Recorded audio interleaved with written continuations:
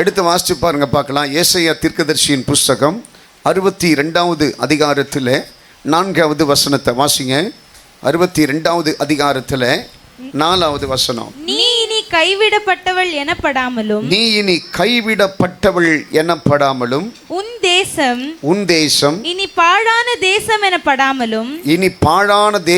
எனப்படாமலும், நீ எப்சிபா என்றும் உன் தேசம் பியூலா என்றும் சொல்லப்படும். கர்த்தர் உன்மேல் பிரியமாயிருக்கிறார். உன் தேசம் வாழ்க்கைப்படும். இந்த வசனம் சொல்லக்கூடிய கருத்தை தேவனுடைய பிள்ளைகள் கவனிக்க வேண்டும். ஆண்டவர் சொல்றாரு, உன்மேல் அவர் வைத்திருக்கிற பிரியம், அதனால் உன் வீடும் நீங்களும் வாழ்க்கைப்படுவீர்களா?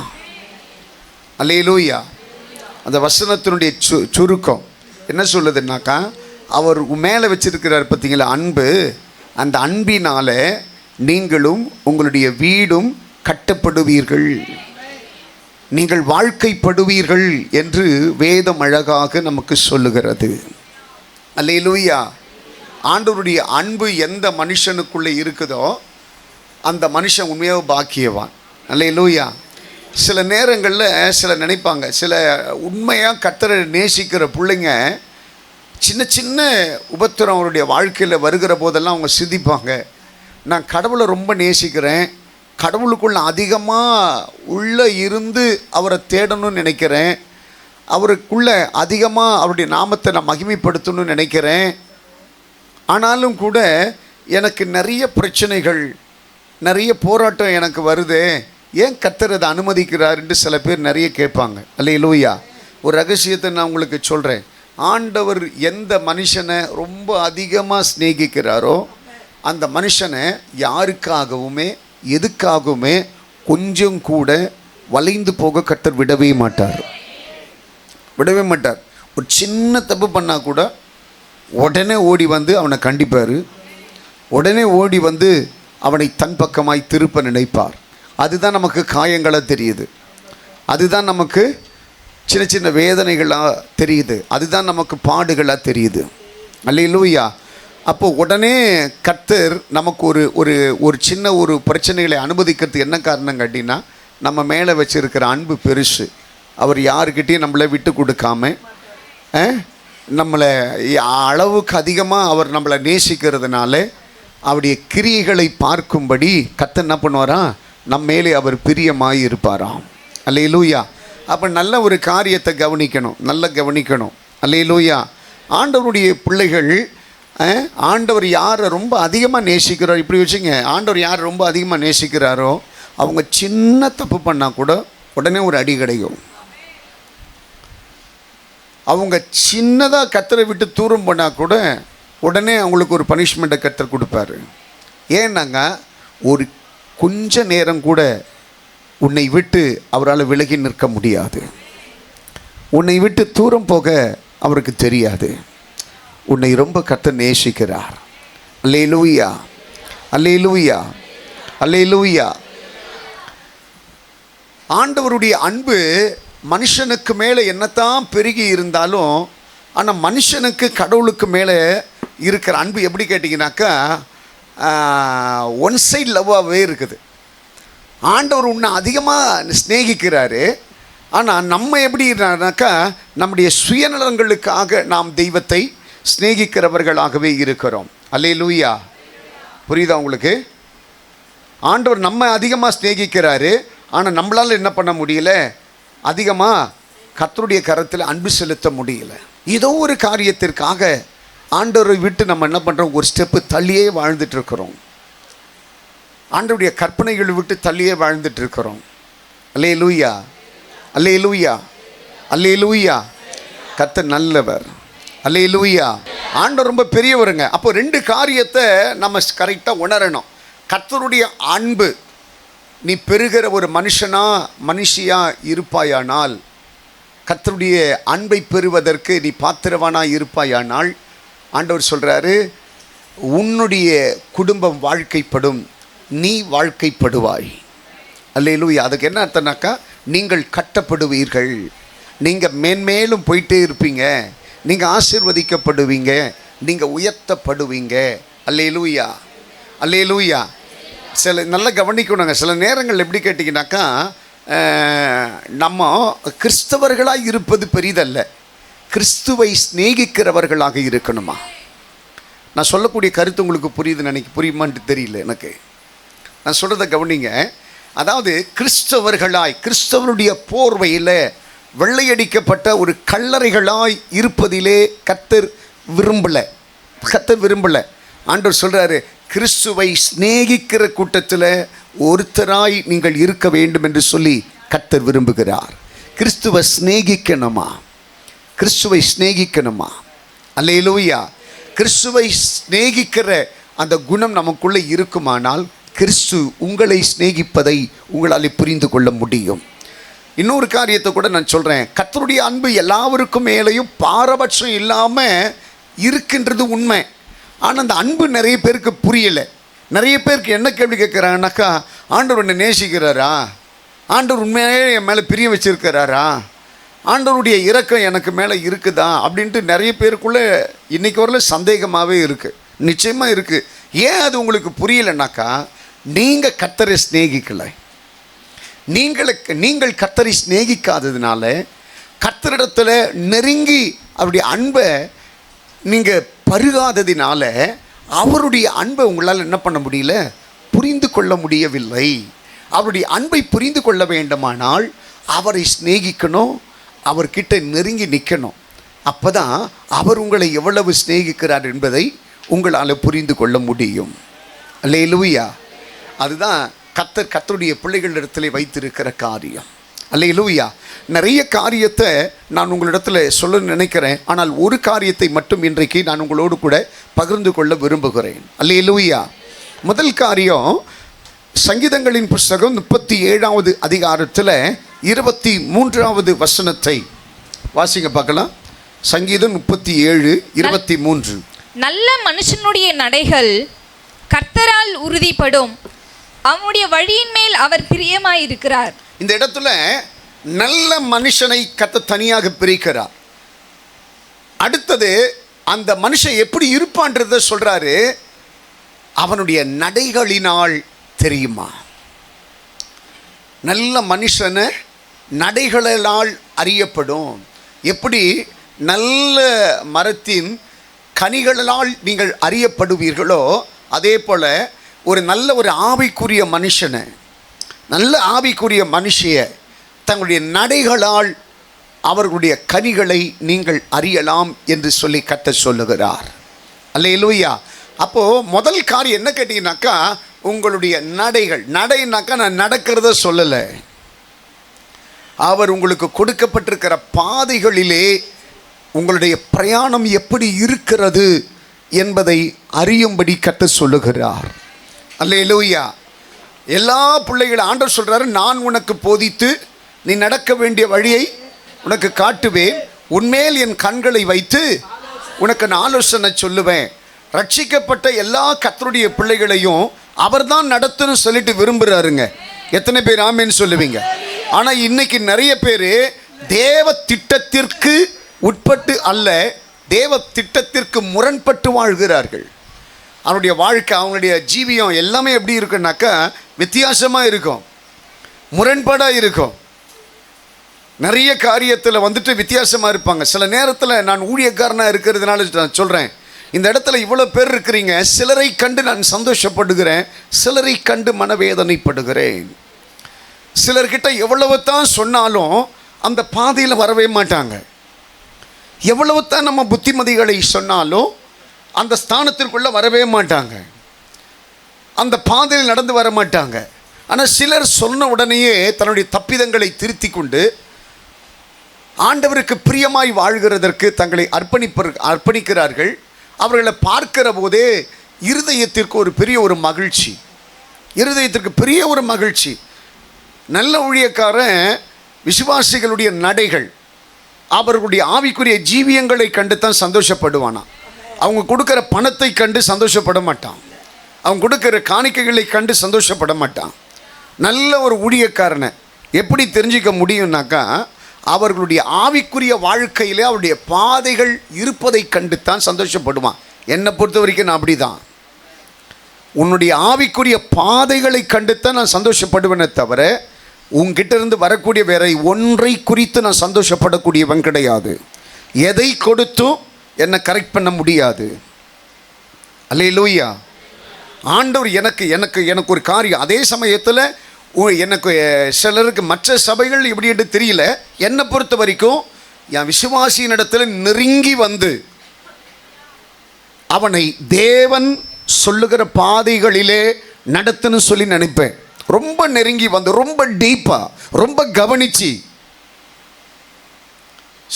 நிறைய பேர் பார்த்தீங்கன்னா கண்டு காணாமல் போயிடுவாங்க. அப்படியே ஒரு கேட்டு கேட்காம போயிடுவாங்க, பார்த்தும் பார்க்காம போயிடுவாங்க. ஆனால் இன்னைக்கு வரலும் கர்த்தர் எனக்கு அதை சொல்லி கொடுக்கல. என் பார்வையில் எனக்கு கர்த்தர் என்ன வெளிப்படுத்துகிறாரோ அதை உடனே நீங்கள் கேட்கும்படி, நீங்கள் அதை செய்யும்படி அதை உணர்த்துவேன். அல்லேலூயா, அல்லேலூயா. அப்போது நல்ல கவனிக்கணும். நிறைய காரியங்களை கர்த்தர் வகையறுக்கும்படி கர்த்தர் சொல்லி இருக்கிறார். அல்லேலூயா. அப்போது என் இருதயத்துக்கு தெரியும் கரெக்டாக இவங்கெல்லாம் கேட்டு நடக்கிறவங்க, இவங்க கிட்ட இந்த வார்த்தைகளை சொன்னால் உடனே அதற்கு கீழ்ப்படிவாங்க, இவங்க கர்த்தருக்கு பயப்படுகிற சந்ததி. அல்லேலூயா. இவங்கெல்லாம் எத்தனை முறை சொன்னாலும் தங்களை மாற்றிக்கொள்ளவே மாட்டாங்க. நிறைய பேர் எப்படின்னாக்கா, நிறைய பேருக்கு தெரியாத ஒரு உண்மையை சொல்கிறேன். ஊழியக்காரனை கர்த்தர் உங்களுக்கு கொடுத்தது என்ன தெரியுமா? உங்களை நல்ல பாதையில் நடத்துறதுக்கு, தெளிவான சூழ்நிலைகளுக்குள்ளே உங்களை வைத்திருப்பதற்காகத்தான் கர்த்தர் தந்திருக்கிறார். சில நேரங்களில் உங்களுக்கு அறியப்படாத காரியங்களை கர்த்தர் உங்களுக்கு வெளியரங்கமாய் வெளிப்படுத்துவதற்காகத்தான். அப்போ அதெல்லாம் கேட்கிற போது என்ன பண்ணக்கூடாது, அதை கேட்காமல் இஷ்டத்துக்கு நீங்கள் வாழ்ந்துடக்கூடாது. எனக்கு தெரியும் நான் இப்படி பண்ணுறது சரிதான். ஒரு காலம் அப்படி இருக்காதுங்க, ஒரு காலம் அப்படி இருக்காது. ஒருவேளை அப்படி இருந்தீங்கன்னாக்கா என்னையிலேருந்து அதை மாற்றிங்க. புதிய மாதத்துக்குள்ளே போகிறப்போ உங்களை டிஃப்ரெண்ட்டான ஒரு கேரக்டருக்குள்ளே கொண்டு போங்க. பாஸ்ட் சொல்கிறத கேளுங்க, கடவுள் என்ன சொல்கிறாருன்றதை கேளுங்க, அதற்கேற்றாற் போல் உங்களை வாழ்வதற்கு ஒப்பு கொடுங்க. மாற்றங்களை அனுபவிக்கும்படி கர்த்தர் சொல்லுகிறார். நிறைய காரியத்தை நான் போன வாரமும் சில தரிசனங்களை எல்லாம் உங்களிடத்தில் சொன்னேன். சில பேருடைய முகங்களை கர்த்தர் காண்பித்து அந்த முகங்களுடைய வாழ்க்கையிலே கர்த்தர் செய்திருக்கிற அற்புதங்களை கண்டு நான் சந்தோஷப்பட்டேன், ரொம்ப மகிழ்ச்சியாக இருந்தேன். அப்போது ஒருத்தர் வந்து என்கிட்ட திருப்பி சொல்கிறாரு, என்ன சொல்கிறாரு, என்ன இதுக்கே சந்தோஷப்படுற, இன்னும் இதை காட்டிலும் பெரிய பெரிய காரியத்தை நான் செய்ய போகிறேன் அப்படின்ட்டு சொன்ன உடனே சிலருடைய பேரை நான் உச்சரிக்கிறேன். சிலருடைய பேரை நான் உச்சரித்து உடனே என் சந்தோஷத்தில் சத்தமாக சிலருடைய பேர் சொல்கிறேன். இவங்களுக்கு இது நடக்குமா, இவங்களுக்கு இது நடக்குமா, இவங்களுக்கு இதை செய்யணுமேன்னு நான் சொல்கிறேன். அதனால தான் நான் எப்போவுமே சொல்லுவேன், உங்களை பார்த்து நான் சொல்கிறேன், ஊழியக்காரனுடைய மனசில் இருக்கணும். நீங்கள் ஊழியக்காரனுடைய மனசில் நிற்கணும். அவன் எப்போ போய் முட்டி இட்டாலும் முழங்காலில் இட்டாலும் நீங்கள் அவனுடைய ஞாபகத்துக்கு வரணும், அவனுடைய ஞாபகத்துக்கு வரணும். நான் அதனால தான் சொல்கிறேன், அந்த இணைப்பை வைத்திருப்பது நல்லது. அல்லேலூயா. நிறைய பேருக்கு இந்த உலக ஸ்நேகத்தை தான் விரும்புகிறீங்க, உலக அன்பை தான் விரும்புகிறீங்க. அதுலேயும் சில பேர் பார்த்தீங்கன்னாக்கா ஊழியக்காரனோடு கூட இருக்கிறது அவங்களும் இருக்க மாட்டாங்க, இருக்கிறவங்களையும் இருக்க விட மாட்டாங்க. அல்லேலூயா. சில பேர் பார்த்தீங்கன்னாக்கா ஊழியக்காரனோட அவங்களும் இருக்க மாட்டாங்க, அப்படி நெருங்கி இருக்கிறவங்களையும் இருக்க விட மாட்டாங்க. அல்ல, இது ஒரு டிஃப்ரெண்ட்டான ஒரு கேரக்டர் இது. அல்லேலூயா, அல்லேலூயா. கர்த்தர் நல்லவர். ஆனால் ஒன்று நல்லா புரிஞ்சுங்க பார்க்கலாம், நம்மளை சுற்றிலும் நல்ல இணைப்பை, நல்ல நட்பை, நல்ல ஆலோசனைகளை உருவாக்கி கொள்வது நம்முடைய பலத்திற்குண்டான ஆதாரம், நம்முடைய ஸ்ட்ராங்குண்டான ஆதாரம். உன்னை சுற்றி இருக்கிற, நான் எப்பவுமே சொல்லியிருக்கிறேன், உன்னை சுற்றி இருப்பவர்கள் யாருன்ட்டு பாருங்க. உன்னை சுற்றி இருக்கிறவர்கள் யாருன்ட்டு பாருங்க. உன் கூட ஐக்கியமாக இருக்கிறவங்க யாருன்ட்டு பாருங்க. சிலர் சுற்றி சில பதர்கள் தான் இருப்பாங்க. பதர்கள்னா தெரியல, அதாவது பேசுவாங்க, பேசுகிற மாதிரி நடிப்பாங்க, விசாரிப்பாங்க, என்ன நடக்குதுன்னு தெரிஞ்சுப்பாங்க. இதெல்லாம் இன்னும் நிறைய நான் சொல்லிகிட்டே இருக்கலாம். அது என்னுடைய செய்திக்குண்டான காரணங்கள் கிடையாது. அதனால் இதுக்குள்ளே ரொம்ப டீப்பாக நான் போக விரும்பலை. அல்லேலூயா. இதெல்லாம் எப்படின்னா பதர்களுடைய கூட்டம். இதெல்லாம் எப்படின்னா உனக்கு ஒரு தேவை என்று வருகிற போது இதில் ஒருத்தர் கூட உங்க கூட இருக்க மாட்டாங்க. கவனிக்கும் பார்க்கலாம். இதில் ஒரு தேவைன்ட்டு வரும்போது என்ன பண்ண மாட்டாங்க, ஒருத்தர் கூட உங்க கூட இருக்க மாட்டாங்க. அப்படி ஒருத்தர் கூட இல்லாத ஒரு கூட்டம் உங்க கூட இருந்து என்ன பிரயோஜனம், இல்லாமல் இருந்து என்ன பிரயோஜனம்? உங்க கூட இருக்கிற ஒரு கூட்டம் என்ன கேட்டி தெரியுமா? ஆவிக்குரிய கூட்டம். இந்த கூட்டத்திற்கு பிரச்சனைகள் வரும்போது ஓட தெரியாது. இந்த கூட்டத்திற்கு உனக்கு ஆறுதல் சொல்லாமல் இருக்க முடியாது. இந்த கூட்டத்திற்கு உனக்காக ஜெபிக்காமல் இருக்க முடியாது.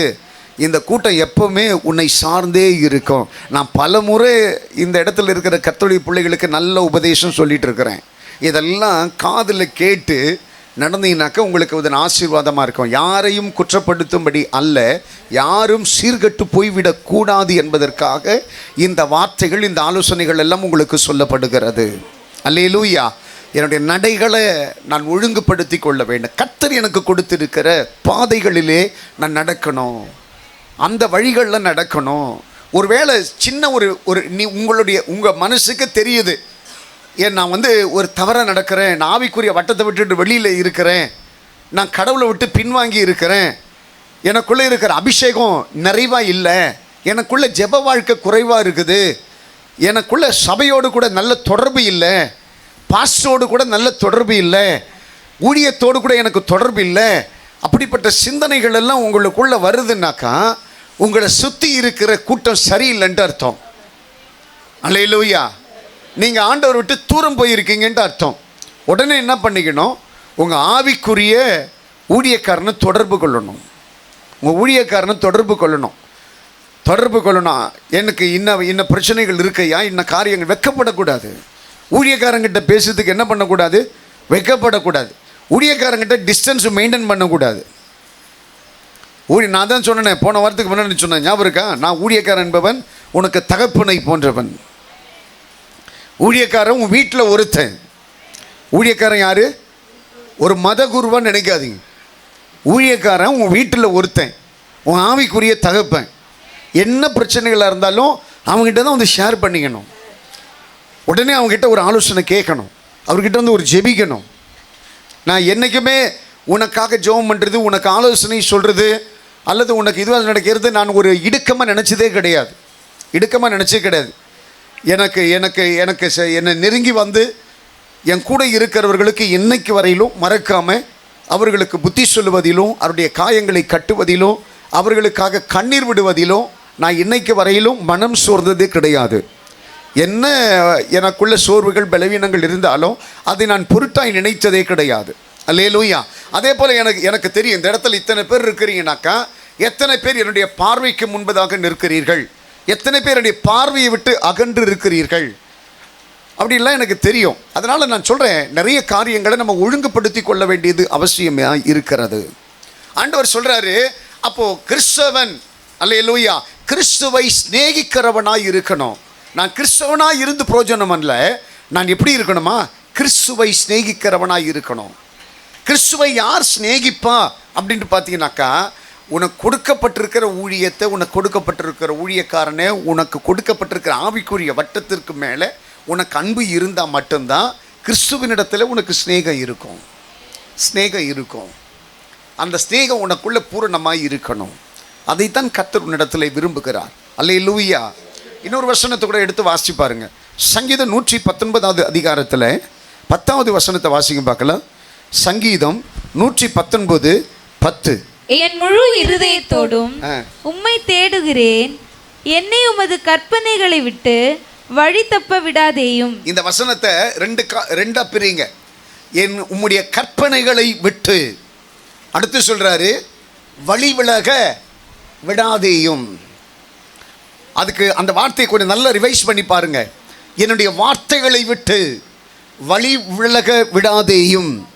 சங்கீதக்காரனாகிய தாவீது சொல்றாரு, அநேகருக்கு மேலே ஆண்டவருடைய கோபம் இருக்கிறதுக்கு என்ன காரணம்? ஆண்டவருடைய கற்பனைகளை விட்டு விலகி போகிறார்கள், ஆண்டவருடைய வார்த்தைகளை விட்டு விலகி போகிறார்கள், தேவன் அவர்களுக்கு காண்பிக்கிற பாதைகளை விட்டு வழி விலகி போகிறார்கள். ஆண்டவரை கண்டும் காணாதவரை போல் இருக்கிறார்கள். ஆண்டவருடைய சொல்லை மீறி போகிறார்கள். சவுலுக்கு மேலே ஆண்டவருடைய கோபம் வந்ததற்குண்டான காரணம் என்ன கேட்டீங்கன்னாக்கா, ஆண்டவர் சொல்லுகிற பாதைகளை அவன் மீறி போனானா. தனக்கு காண்பித்த பாதையில் அவன் நடக்கலை. நீங்கள் வசனத்தை நிறைய வாசித்து பார்க்கிற போது நிறைய ராஜாக்களை குறித்து சொல்லுகிற போது அவன் கர்த்தருடைய பார்வைக்கு செம்மையானதை செய்தான். அவனை கர்த்தர் ஆசீர்வதித்தார். அவன் கர்த்தருக்கு அருவருப்பானவைகளை செய்தான். கர்த்தருடைய சாபம் அவனுக்கு மேலே இருந்தது. இப்படித்தான் வரும். நிறைய வார்த்தைகள் எப்படி இருக்குன்னாக்கா இப்படித்தான் வித்தியாசமாக இருக்கும். எத்தனை பேர் ஆமீன் சொல்லுவீங்க? எனக்கு பிரியமான என் அன்பு கர்த்தருடைய பிள்ளைகளை பார்த்து என் தேவனாகிய கர்த்தர் சொல்லுகிறார், தேவனுடைய அன்பை பெறுவதற்காகத்தாங்க நம்மெல்லாம் போராடிட்டு இருக்கிறோம். ஆண்டவர் சொல்கிறாரு, அந்த அன்பை எப்படி தெரியுமா காண்பிச்சாரு?